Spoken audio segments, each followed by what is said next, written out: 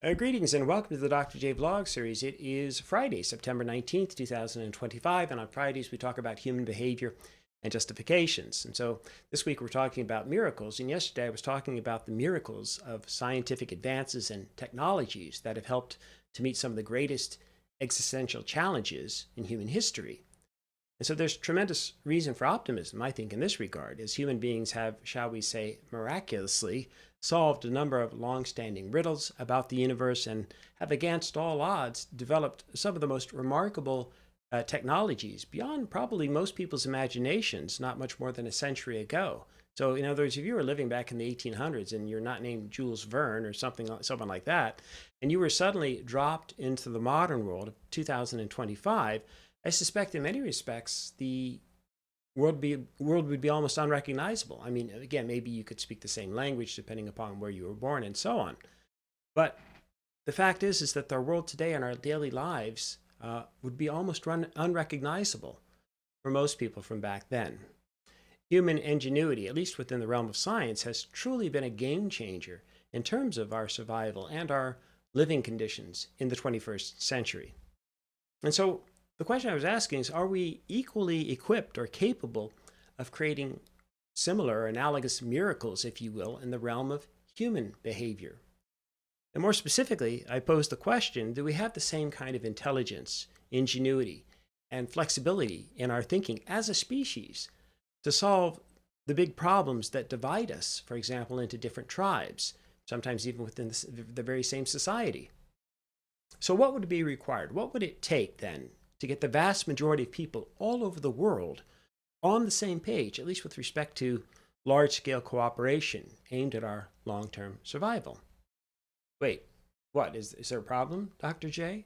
Depends on how you're thinking about these things, your perspective, obviously, how you go about assessing risk. So here I'd like to introduce a concept that many of you are probably already familiar with, the Doomsday Clock. So the Doomsday Clock was created back in 1947 by an international group of researchers, guys who worked on the Manhattan Project. These are the Chicago atomic scientists.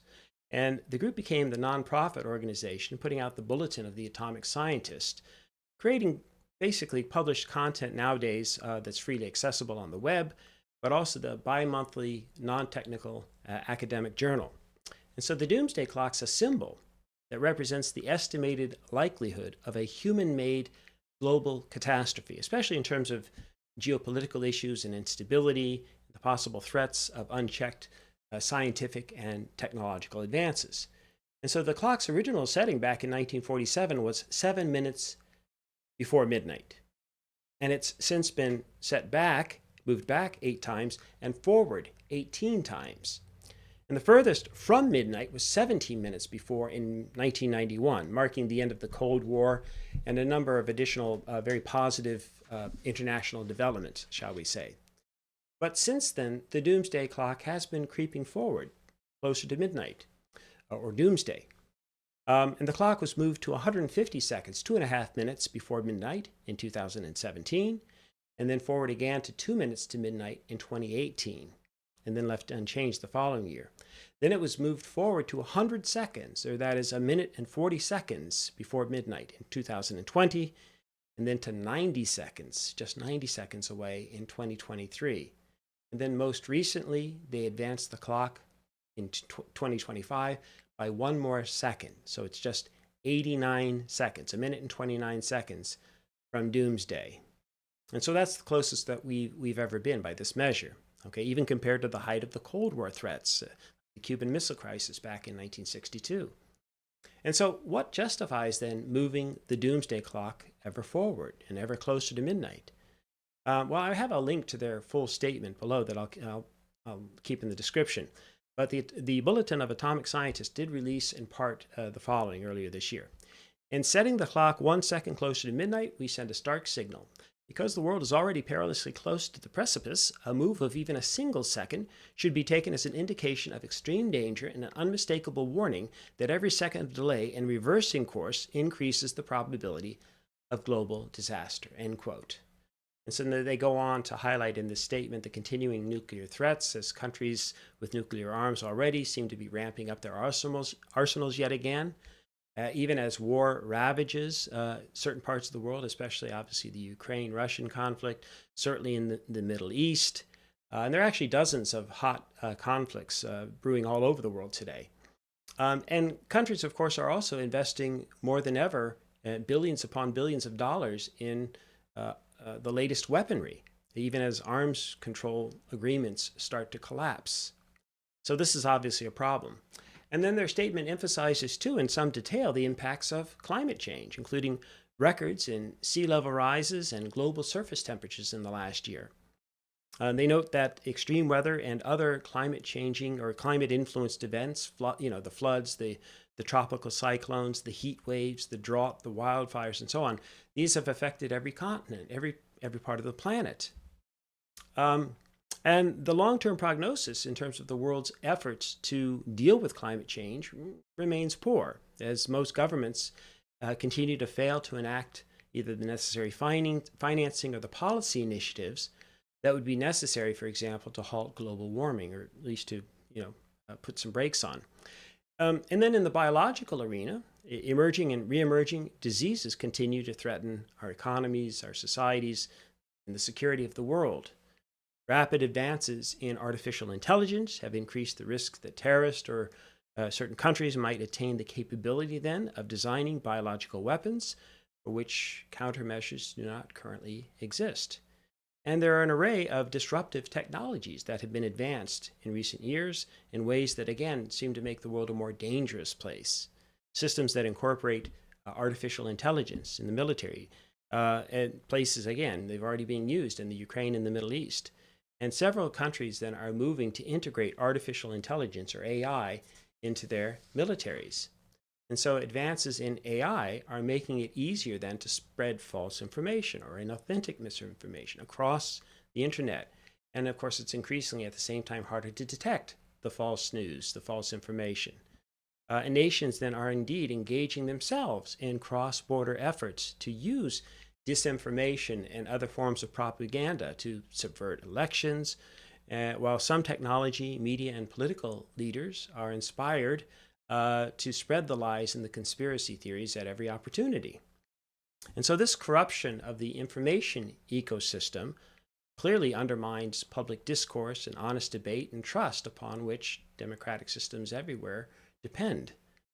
So the battered information landscape also then produces leaders who discount science and endeavor to suppress free speech and human rights, compromising any fact-based public discussions that would be required to combat the enormous threats that we currently face. And so what's the solution then? Well, quite frankly, and in line with this week's vlog series, we need a miracle. Now, God, if you're listening, we could really use your help. But alas, not everyone believes in God, or the same God, or any God. Somewhere around a quarter of the planet, in fact, don't seem to believe in God at all. And maybe that's part of the human challenge too. That is, maybe we're supposed to try to figure all of this out on our own or without divine intervention. I don't know. But could we actually come up with and implement shared solutions to our global problems? Well, someone can win and someone eventually does typically win the Powerball lottery. And so that's kind of what will need to happen here too, and get the vast majority of the planet on board to share in the riches of that Powerball victory, shall we say. More specifically, I think the miracle requires that we overcome our tribal differences and the reliance upon more narrow sets of cultural beliefs and systems that keep us divided, including beliefs about God for that matter. So instead, the miracle, I think, requires that we focus on the 90 to perhaps 95% or even more at times of human beings everywhere who believe in certain common beliefs, certain ideas to a large extent. Not necessarily always at the details, but I'm talking about at the broader levels. So what do I mean? Well, for example, since again, at least 1 in 4 people around the world don't believe in God or they're agnostic, then we don't really have the supermajority required to rally everyone together purely in the name of God, shall we say. But can you get a supermajority of 90+% of the people to agree on anything?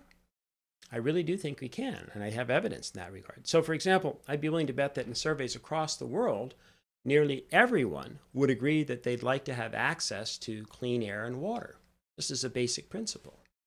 Now, again, they might differ on the details, but is that a principle you can get everybody to rally behind?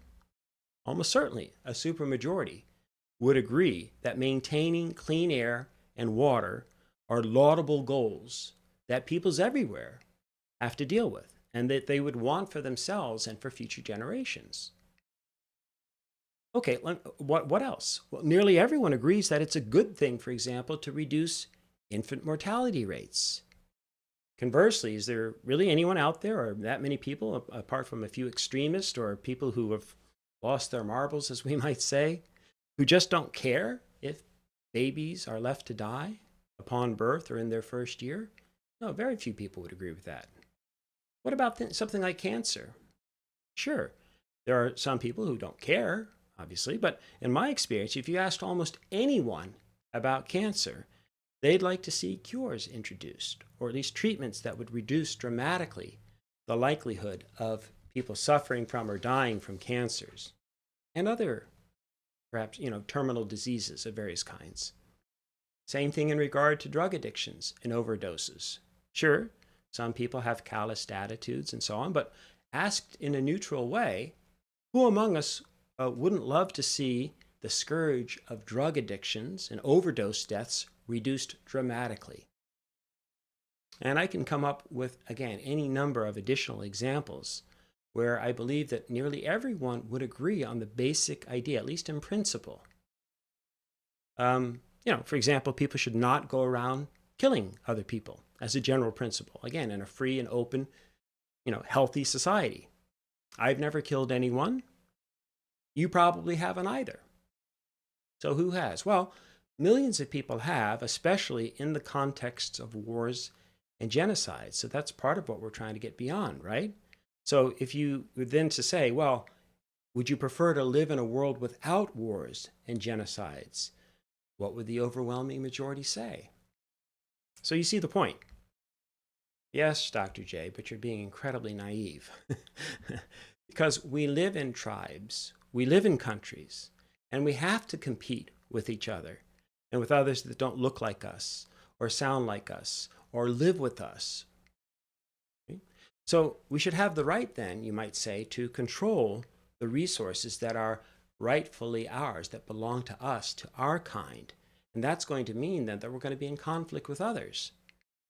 And yet, that's not true either, unless we choose to believe that. Create that story.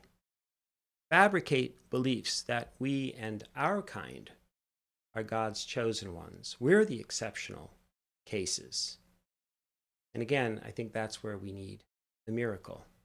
In a nutshell, the miracle in terms of human behavior requires that we figure out ways to use our intelligence and our ingenuity and our cultural capacities to move beyond where we're currently trapped, to think outside of the proverbial tribal boxes in which we find ourselves trapped. I have a lot more ideas in this regard, but I think this is the key point I just want to make today. The challenge is to shift the discourse away from and beyond all that divides us. And again, there are plenty of reasons and plenty of justifications that we all have that we can use to keep ourselves divided, but especially those people who are in positions of power and who stand to benefit from the existing arrangements. So the question, or the challenge, the miracle requires that we create and build conversations and stories around all that we have in common as human beings. The things, for example, as I say, that supermajorities, that at least 90% or more of us actually believe and agree with. And if we were to start there, then who knows what we might be able to accomplish. It's like putting together that great team, a sports team or whatever, that bonds and they build their momentum as the season goes on and they work towards winning the championship. So that would be our metaphor. That is, in effect, that we're all in this race together, and we're actually all on the same team, believe it or not, on the same global team. We're all part of the human race, for example. And guess what? At least 90+% of us agree on several core principles and values, from the importance, again, of having clean water and air to the belief that we shouldn't pull out a gun and shoot people or kill someone because we don't agree with what they're saying. Right? Almost everybody would disagree with that type of political violence, that's justifiable under almost any condition. Okay? And we could easily then identify the core tenets and beliefs that nearly every thinking and reasonable person would agree upon that would help us to build this kind of global championship team. Okay? And that gets at the book that I've been outlining, and I might decide to focus on more intensely in the next year or so. I have to make a key decision. But I've identified over 100 different ideas and principles and values where, as best I can determine, at least 90% of or more of peoples everywhere on the planet seem to agree upon. And so again, I like to lay these out in detail in the book, and then the philosophy that accompanies that. And if we could get almost 500 million people then to subscribe to Mr. Beast's YouTube channel, can we not make a concerted effort to get billions more to acknowledge what we really do actually have in common with one another?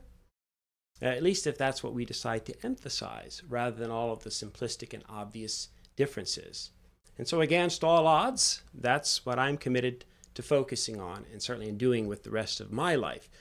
Sharing the stories of what we all have in common, and working towards that global championship in which we can all celebrate the victory. Yeah, that'd be a miracle, but might as well try. All right, as ever, may you and yours continue to create peace in your lives, nurture love in your hearts, and dole out hugs in abundance. Here's hoping for a miracle. Peace.